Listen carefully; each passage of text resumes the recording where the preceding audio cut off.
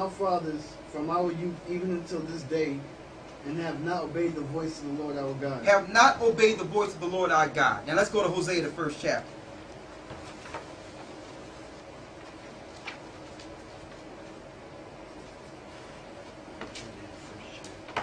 Hosea 1.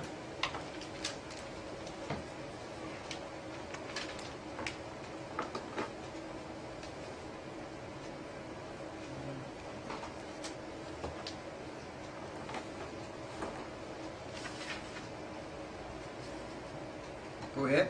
The word of the Lord that came unto Hosea, the son of Beri, in the days of Uzziah, Jotham, Ahaz, and Hezekiah, kings of Judah, and in the days of Jeroboam, the son of Joash, king of Israel. So this was the days of Jeroboam when he was going off, like when you read in 2 Kings, the 17th chapter. Read. The beginning of the word of the Lord by Hosea. And the Lord said to Hosea, Go, take unto thee a wife of whoredoms and children of whoredoms. For the land hath committed great whoredom, departing from the Lord. What is great whoredom? Departing from the Lord. What is this? The worshiping of other gods. That's spiritual whoredom or spiritual fornication. Now you understand in Revelation 17 where it says, Mystery, Babylon the Great, mother of harlots. To let you know that a church will be set up that will purposely have you spiritually fornicate against the Most High. And it will be spread throughout the whole earth to make all people spiritually fornicate with a new God. That's the mystery, because everyone thinks that this church is the holy church of the Most High. The mystery is you're fooled. It's actually the mother of all the whores. And their missionaries is just setting up what? More whorehouses. Read the next verse. So he went and took Gomer, the daughter of the blame, which conceived and bare him a son. Go ahead. And the Lord said unto him, Call his name Jezreel, for yet a little while, and I will avenge the blood of Jezreel upon the house of Jehu, and will cause to seize the kingdom of the house of Israel. And it shall come to pass at the day that I will break the bow of Israel in the valley of Jezreel. Go ahead. And she conceived again, and bare a daughter. And God said unto him, Call her name Lo-Ruhamah. Call her name Lo-Ruhamah. That Lo-Ruhamah is not pitied. So the daughter that would come from this whore would be what? Not pitied. That means straight wrath is going to come down on you, and there will be no pity.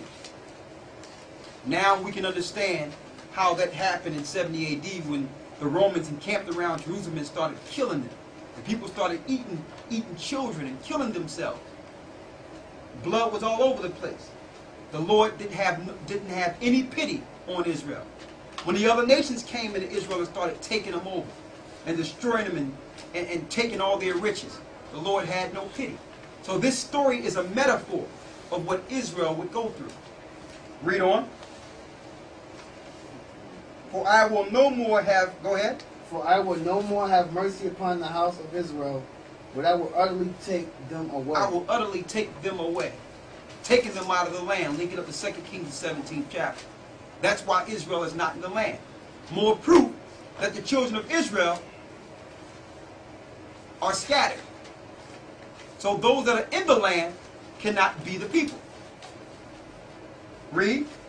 But I will have mercy upon the house of Judah, and will save them by the Lord their God, and will not save them by bow, nor by sword, nor by battle, by horses, nor by horsemen. Now when she had weaned Lo-Ruhamah... Now it says, but I will have mercy upon the house of Judah, to let you know that Judah stayed during that time.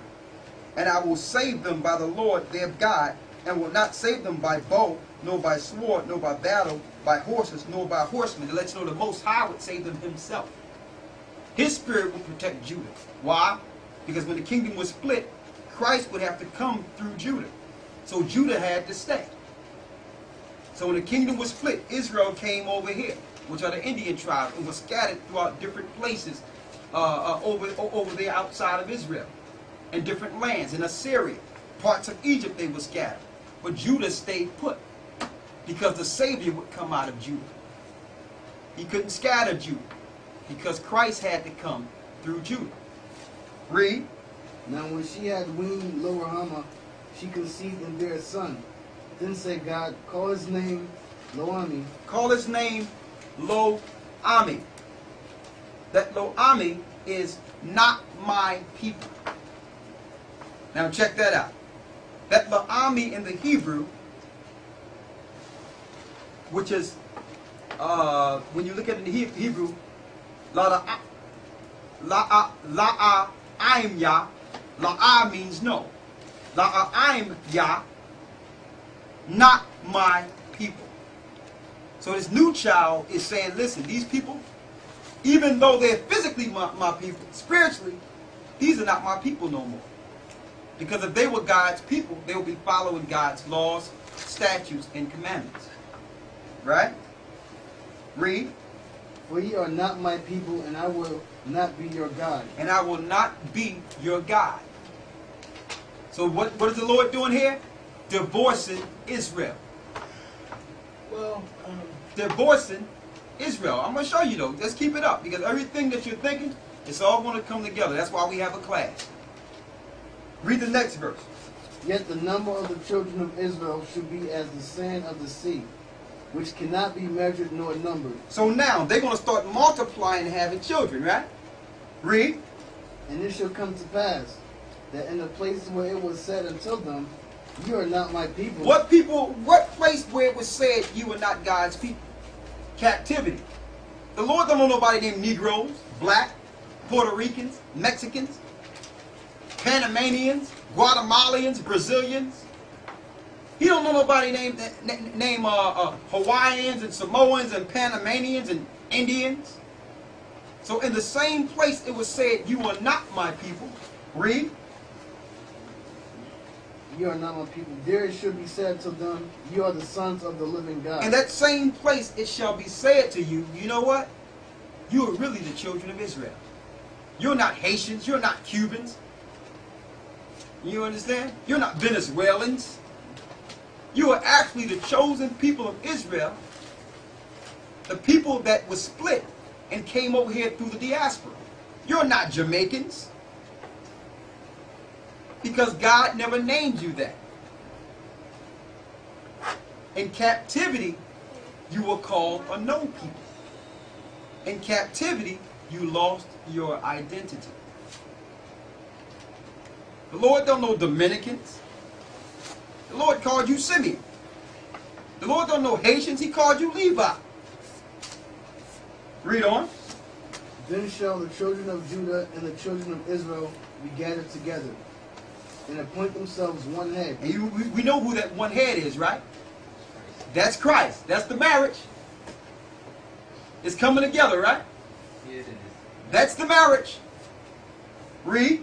And they shall come up out of the land, for great shall be the day of Jezreel. Jezreel is just another name for Israel. Right? Now, that's the marriage in the Old Testament. There's a lot of other scriptures we can use, but let's go into the New Testament. Let's go to St. John 3:25.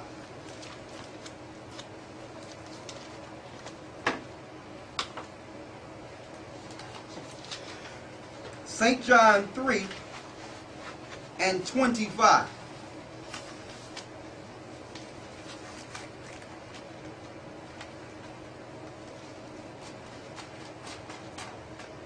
Let's start there.